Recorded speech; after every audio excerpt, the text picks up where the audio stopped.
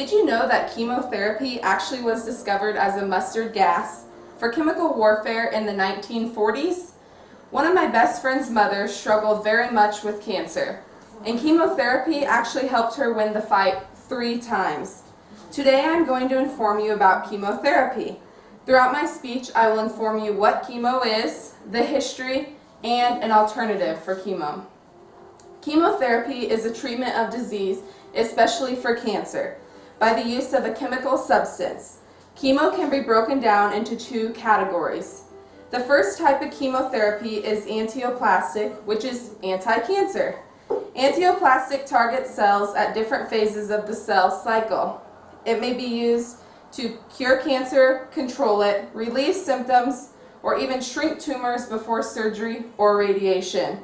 Antioplastic is mostly given into the vein, but it also may be injected into muscles or under the skin, and on rare occasions may be taken as a tablet. The second type of chemo is called cytotoxic therapy. The drug enters the bloodstream and is distributed to all parts of the body. Cytotoxic therapy doesn't allow cancer cells to grow or divide, and that's what eventually kills the cell. Now that you know what chemotherapy is, let me inform you on the history. The era of cancer chemotherapy began in the 1940s with the use of a nitrogen mustard and folic acid for chemical warfare. Chemotherapy was started by nitrogen mustards that were discovered by Lois S. Goodman and Alfred Gilman.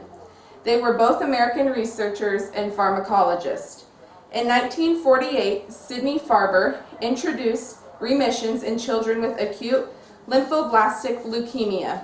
According to LearnToQuestion.com, he discovered that antibiotic actinomycin D and radiation therapy could also produce a remission in a pediatric cancer in the kidneys. Farber is known as the father of modern-day chemistry for his work. In 1955, the National Cancer Institute began work on the National Chemotherapy Program for screening drugs. The program has discovered over 30 chemotherapeutic agents over the program's 58 years of existence, according to Science magazine. Research continues every year with pharmaceutical companies. In fact, just this year, 6 new drugs have been approved by the FDA for the use to combat various forms of cancer. I am confident that most forms of cancer will be beaten entirely at this rate. Many cancer patients choose radiation therapy before chemo because it is said to be less painful.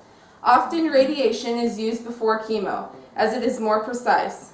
Radiation therapy uses high energy particles or waves, such as X-rays, gamma rays, electron beams, or protons, to destroy or damage cancer cells. Radiation is less severe than chemotherapy. It uses X-rays to destroy the cancer cells in the specific spot that they are in. According to chemotherapy versus radiotherapy, some side effects for radiation occur after it's done. Some effects don't occur until several years later. Some of the side effects are tiredness, loss of appetite, change in blood, and very sensitive skin. I have told you what chemo is, the history, and an alternative. In just over 70 years, science has made cancer a much less scary thing to face. And though chemo does have its perks, it also is very painful and hard on one person's body. As I told you about my friend's mom, she did beat cancer 3 times, and chemo added several years to her life. Imagine what the next 70 years will bring.